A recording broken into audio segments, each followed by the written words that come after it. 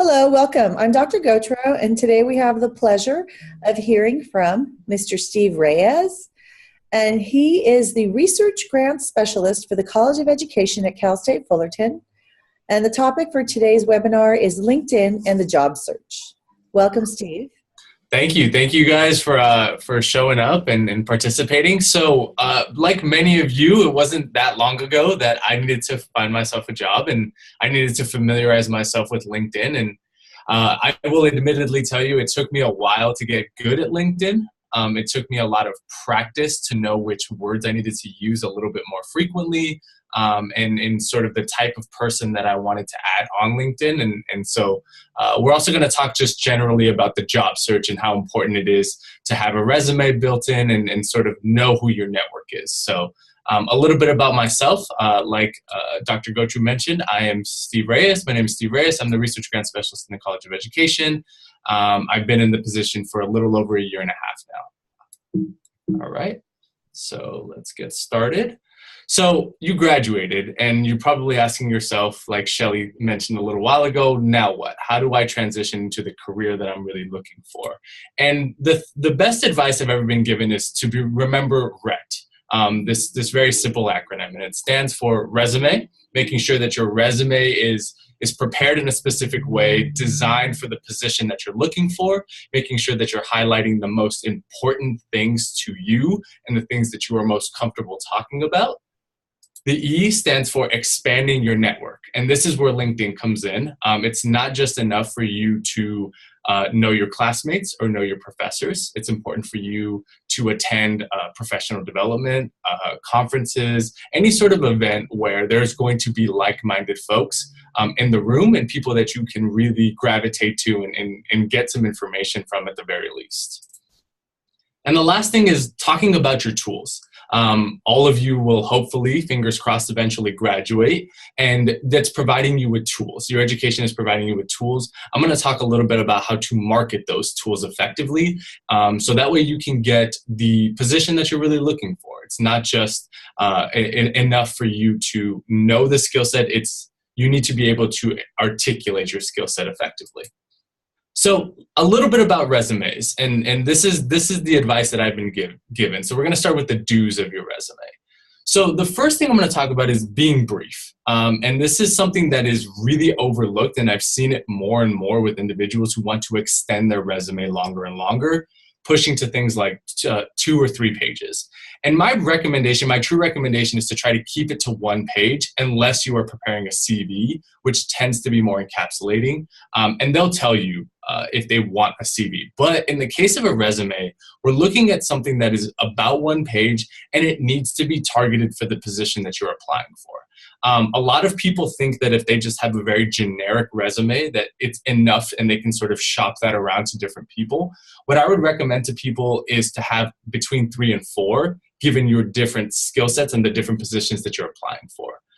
It's important for you all to accentuate and making sure that you're marketing certain skills depending on the position. So it's important to just have a folder where you have your different resumes in place and keeping track of those resumes.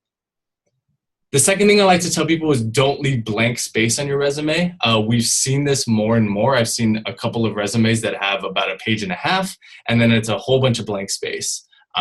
Cut and format until you get to exactly 1 or 2 pages.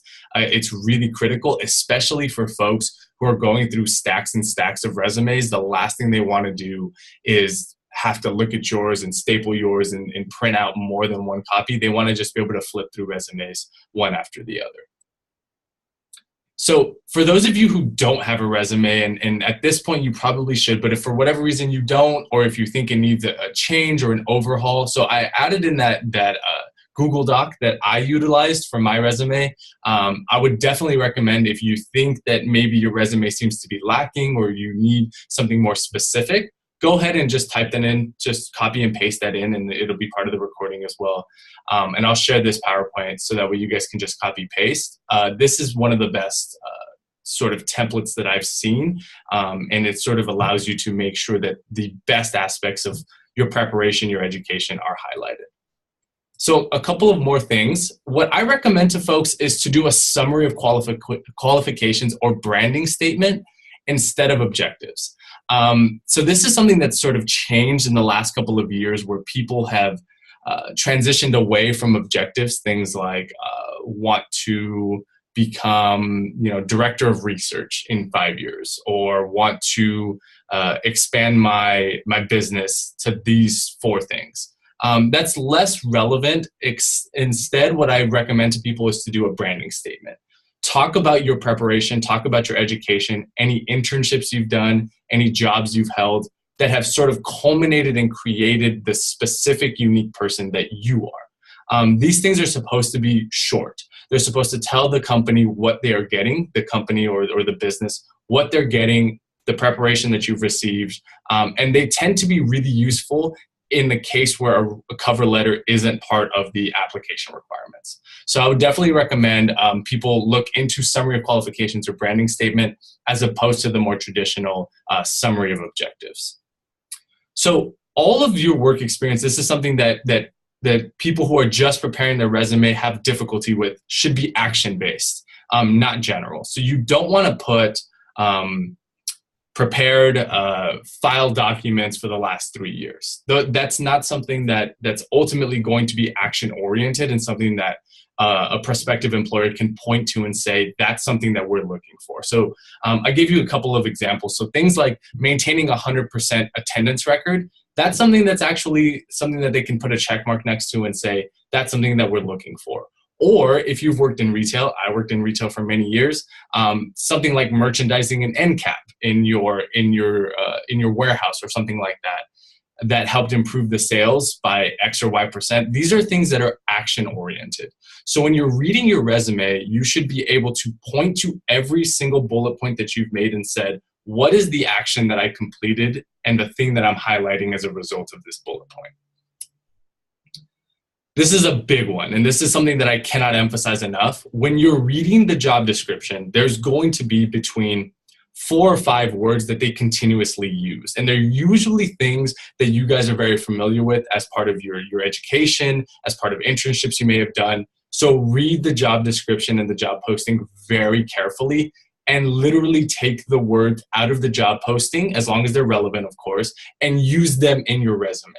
People love to see that you've paid attention to the job posting, that you understand what's necessary and what's required from the job. So by doing this, it's a sort of hack into people's brains and showing them, look, this is how much I paid attention. My preparation directly lines up with this job posting. So I'm qualified enough for at least an interview.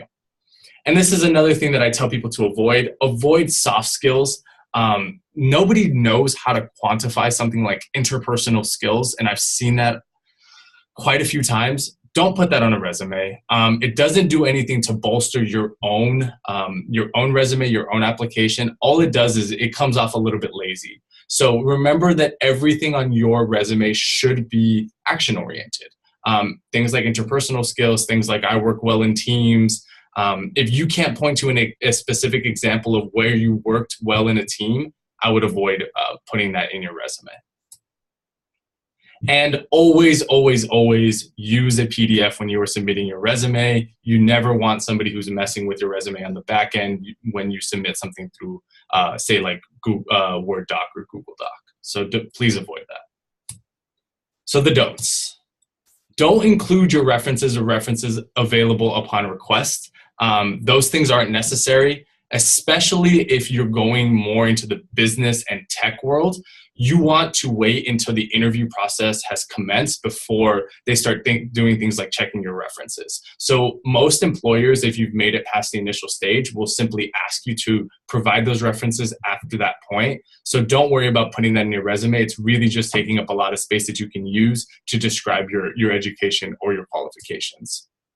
Don't include things like hobbies that you do on your personal time, unless it's directly relevant to the position. So I put a little bit of a hyperbolic example, but if you happen to be a hot dog eating champion and you're applying for a job at Wiener Schnitzel, then that makes sense. In the case that that's not what you're applying for, please avoid that. Make sure that it demonstrates something positive about you. So it could be if your hobby happens to be working with children with learning disabilities or something like that, that's something that's positive about you, I would include that. But in the case that that's not your hobby, please avoid that as well. This is a hard one for people to really come to grips with. If your GPA tends to be under 3.0, I would avoid putting that on your resume. These are just the sort of facts that I like to give to people. Putting a 2.2 is only going to hurt your chances. Most employers don't really ask in an interview. So unless you graduated summa cum laude with a 4.0, I would tend to avoid that.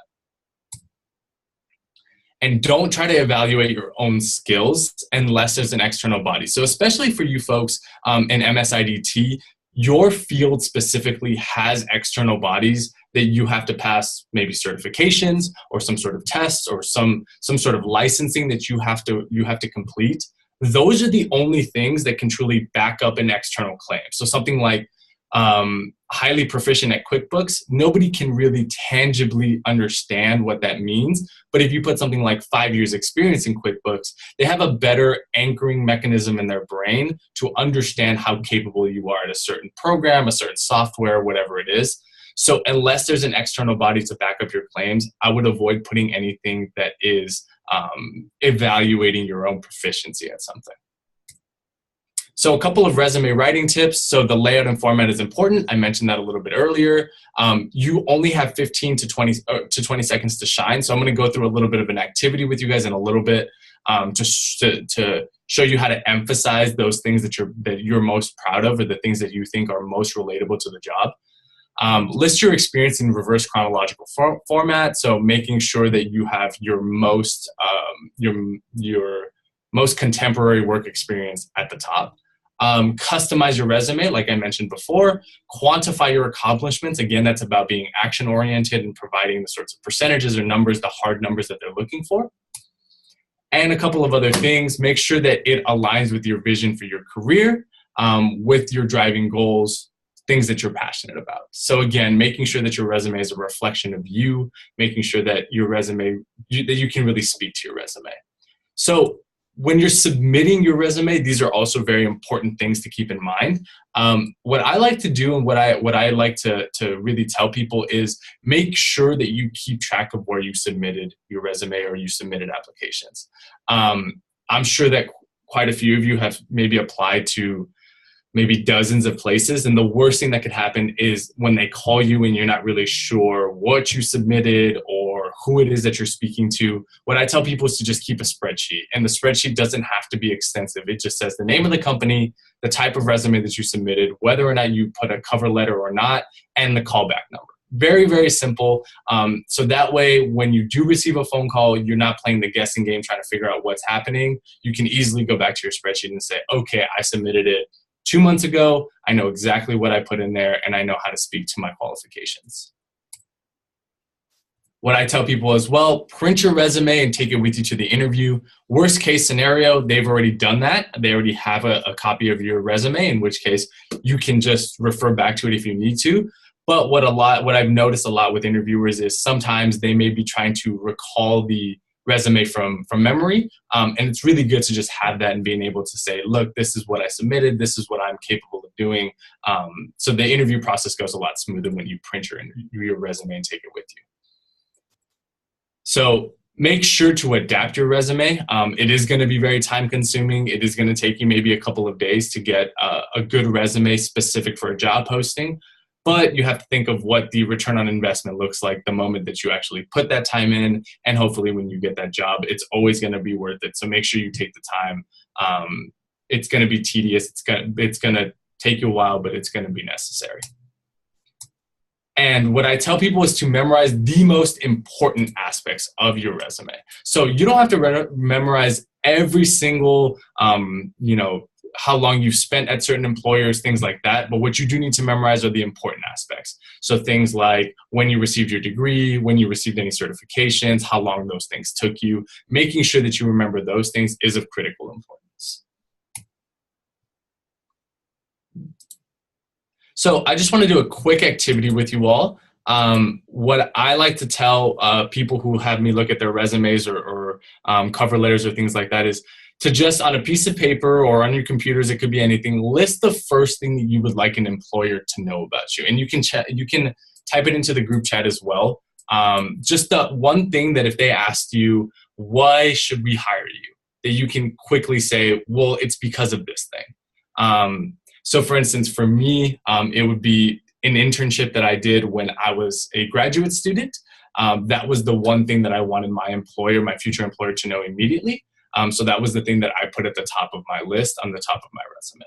So I'll give you guys just 10, 15 seconds to just list that number one thing that you really think you would want an employer to be looking at. So for example, Dr. Gochu puts technology savvy. And feel free again to type that into the group, to the chat room.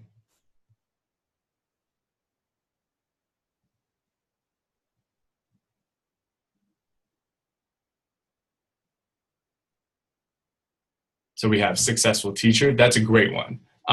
If you're, for example, if you're trying to obviously transition into the education space, putting teaching experience up there is going to be very important. So I'll give you a little bit of an example from my own life. I recently applied to a PhD program in education, and what I wanted to emphasize was that I had been in a classroom before. So I changed my resume to make it so that was the first thing that they saw. So that when they're reviewing my application, they know that I have teaching experience as well. So develop several lessons plans. Again, that's a great example of showing an action. It's not just proficient in lesson planning, because that can mean anything.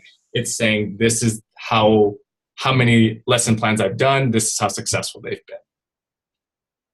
And so I'm just gonna continue on. Feel free to keep typing into the chat, and I'll address it as I keep going. So it could be an internship, could be a skill that you have that is in high demand, could be a publication or demonstration, especially if you're going into PhD or higher ed. That can be a really, really big indicator of your expertise in a field.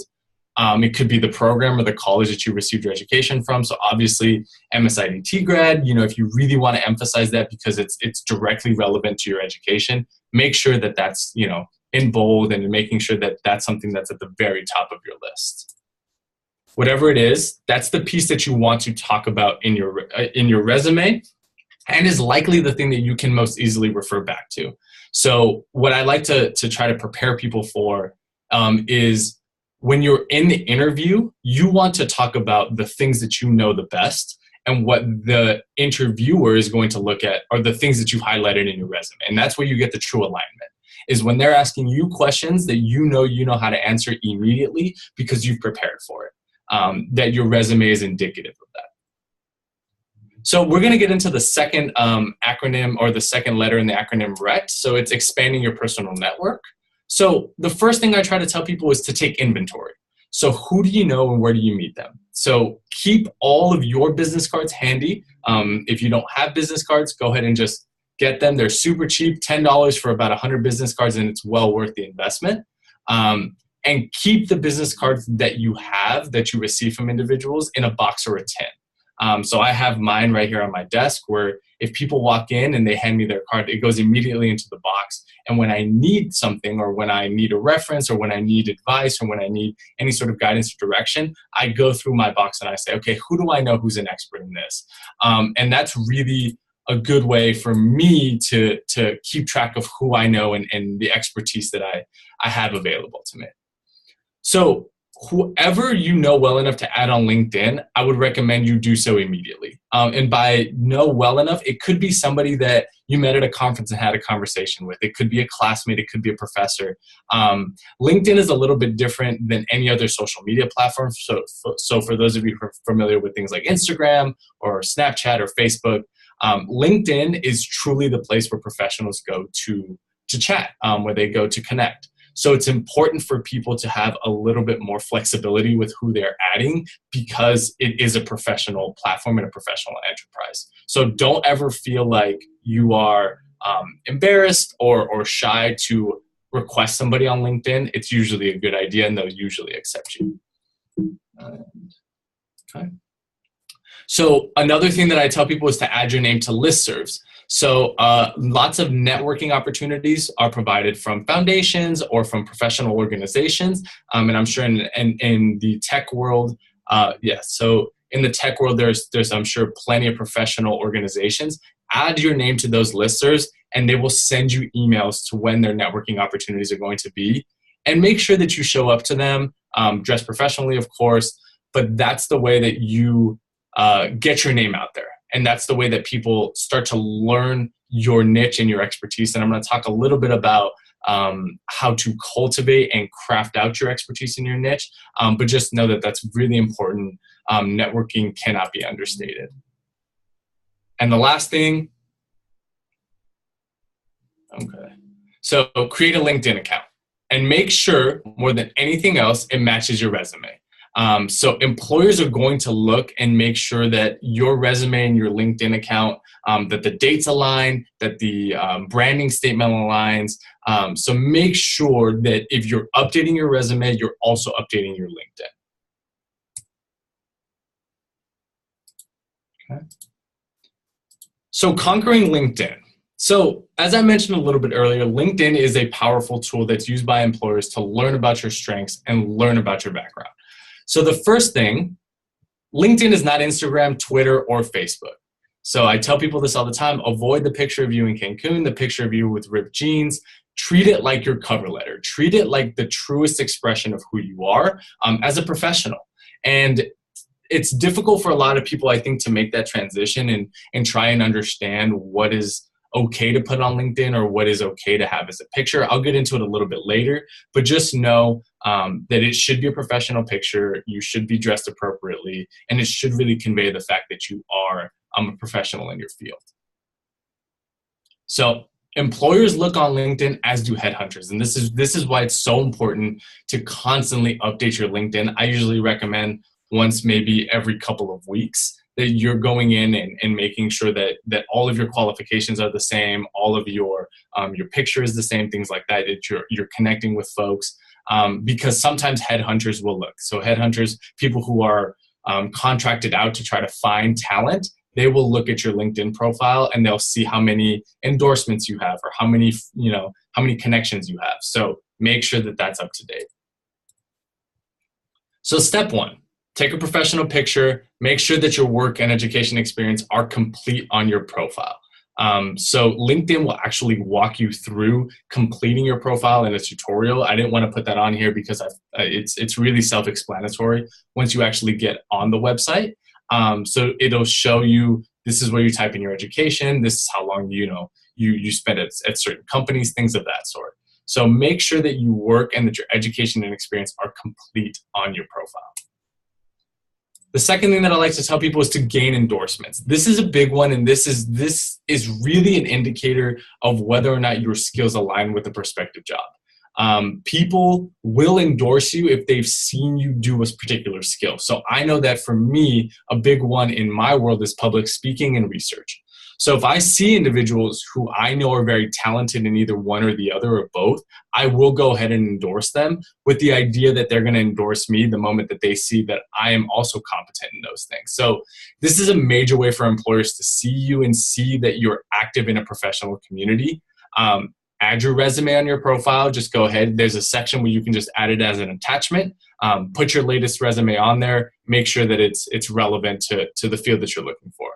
And please, of course, check your spelling. If you have any issues with that, have a friend look it over, have a professor look it over, shoot me an email, I'll look it over. It doesn't matter. Make sure that everything on there is as professional as possible. And the third step, so add recommendations. Sometimes what LinkedIn will provide you are recommendations for professional communities or individuals that it thinks you'll align with. Obviously, do your due diligence, making sure that those individuals are who they say that they are and that they are actually worth adding. But when you see that they are prospective and that they can actually assist you, go ahead and just add them. What I tell people is to follow your university or any of the clubs or organizations you were a part of. It helps to sort of see how your field is changing or your university is changing so that you can adapt and making sure that your skills are constantly up to date. And that's really, really important. And again, like I mentioned a little bit earlier, add people that you meet at conferences. It's okay to just come out of the blue and send them an email or send them a message and say, hey, we met at such and such conference. We had a great conversation about this topic. Please add me on LinkedIn. I'd love to keep the conversation going. And that's something that somebody did in this webinar that's I would highly recommend. Just go ahead. Most people are pretty friendly. Shoot them a message and just say, hey, this is where I met you, or this is the event that we're both going to be partaking in. I'd love to just connect and talk a little bit before that. Great idea. So similar to your resume, everything on LinkedIn should be action-based, and it should try to convey uniqueness to you. This is a little bit different from your resume because LinkedIn still is a platform where you need to spark people's attention. So when I tell people to try their best to be unique, this is the part where you sort of integrate a little bit, just a little bit, of your own personality with your work experience. So this is where you get to be a little bit more broad. So for instance, if you happen to be a teacher in a class, right? You would want your LinkedIn profile to be more of like educator. You are a general educator, somebody who studies education, is a practitioner in education, a little bit different from, say, what your resume would say. So your LinkedIn should be a place to tell the story of your career. So where you started, obviously, if you have humble backgrounds, humble beginnings, it's good to sort of show the progression through LinkedIn, something that maybe you can't really do in a resume because you may be capped at space, or they may have an online application. So LinkedIn really allows you to show your career as a story arc, and that's a little bit different. And don't be afraid to post something interesting on LinkedIn. If it's a job, it's an event, people do scroll through LinkedIn. I know I do, especially when I'm just at home. I will scroll through LinkedIn, see if there's anything that I feel like I should be a part of, and I make sure to attend events and things of that sort. So another thing that I tell people, be consistent in your posting and your messaging. So when you decide, or when you have sort of crafted your career and your story on LinkedIn, make sure that your message is consistent. And the reason why that's so critical is you want people to know you because of your niche, because of your particular skill set. And that's why it's so important to consistently say, for instance, if you're a great coder, that you're consistently posting stuff about that. That's not to say that you can't post about other things, but if you're consistently posting about that, people come to know you because of that particular skill set. And again, share your journey. People love a good story. So it's a great way for people to see who you are and how you can fit into their professional community.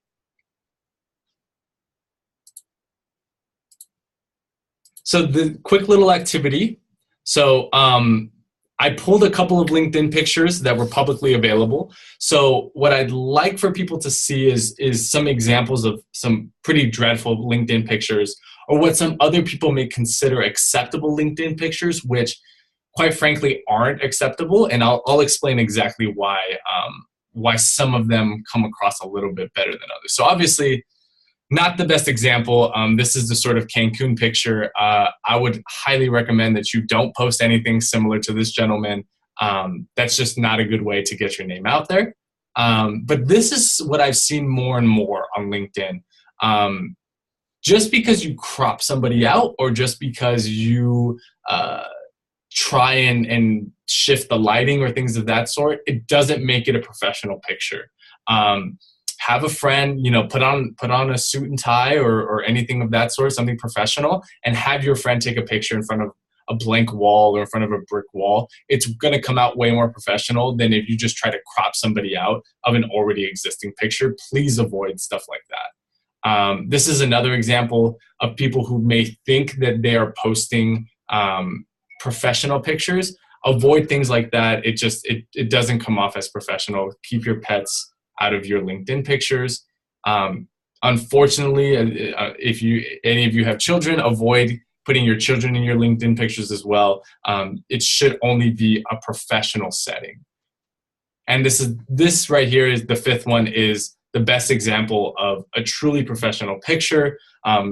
There's no cropping, there's no lighting. It's very, very to the point. So this is a good example of the sort of severity or the sort of spectrum that exists on LinkedIn pictures. Make sure that you are closer to number 5 than you are to number 1. Absolutely. So the last little thing I want to talk about is marketing your tools. So all of you in class or in your internships or even in your work have a particular set of tools that now your job is to market it. So the first thing is to begin with an understanding of what skills are in high demand. And this does take quite a bit of research and quite a bit of conversations with folks in the field to understand what are the things that my field is currently looking for. So it could be, especially in tech, a new software, a new program, whatever it is. Make sure that you are keeping up to date with those and that you can at least talk about what's happening within your field. If you do have a skill that's in high demand, try your best to get an endorsement through LinkedIn. Especially if it's something new, if it's something unique, those endorsements can mean a great deal for somebody who's simply looking for somebody with that skill set and who are willing to pay top dollar for somebody for that skill set. Keep a portfolio of projects you've worked on. So for MSIDT folks, if there are successful projects that you have, keep them on a flash drive, keep them on a hard drive, whatever it is. So that way, if employers do ask, you can send them examples of your work. It really, really is a difference maker when you can provide those quickly and you can provide them in a professional manner. So I would highly recommend that people have a portfolio of projects. So for instance, in my field, we always try to keep the abstracts of grants that have been funded. That's our way of saying these are the projects that we've worked on directly, and these are the successes we've enjoyed from them. So I mentioned this a little bit earlier. Finding your niche is very important, and this needs to come across in your resume, on LinkedIn, your cover letter, everything. If you have something that is truly unique, it could be that you're a coder that happens to be bilingual, or you have your if you're a coder who can do multiple different programmings or softwares, that is critical to carving out your niche. So absolutely market yourself as unique in that aspect, because it could mean the difference between getting a job or not getting a job. So it is really, really important. Again, making sure that that niche or that expertise that you've crafted out is in high demand. So unfortunately, most people can, or fortunately, most people can use Word or Excel or things of that sort. So not necessarily a niche unless you can do something incredible with those platforms or those softwares. That would be a niche, but I would avoid those types of things. That is usually pretty easy to find somebody who's capable. So what I tell people all the time, the harsh truth is, it is you selling your expertise, your skill set, and your potential. And I put potential overlooked because it's okay for you to sort of grow into an organization or even a position. And that's something that's hard for a lot of people to understand. It's okay for you to put in a resume or even in an interview that you may not be adept at a certain thing. You may not be totally comfortable with a particular software, a particular program, whatever it is. But that's okay if you've shown a willingness to understand and learn that program and to sort of grow into the position. So don't be afraid to sort of put your position or your potential on those platforms and on those documents. It's okay. Rule number 2 is who you know. So make sure that you're reaching out to everyone. This includes professors, colleagues, people you just met at conferences, people you just met at networking opportunities. You never know who's going to be that golden ticket who can lead to something that's really, really successful. And marketing is truly combining this hard skills and the soft skills. So I know earlier I mentioned keep soft skills off of your resume. Save those things for the interview when you can provide the context that's necessary for you to market your soft skills. So, for example, if you have interpersonal skills and you work well in a team, in an interview, you can tell stories and give examples of when you've utilized those skill sets. In a resume, you can't. That's why I always tell people to avoid putting that on your resume. It's just not going to be as effective as when you can actually describe them in person. And I think that is the last slide. If you guys have any questions, feel free to, you can either jump in or put it in the chat.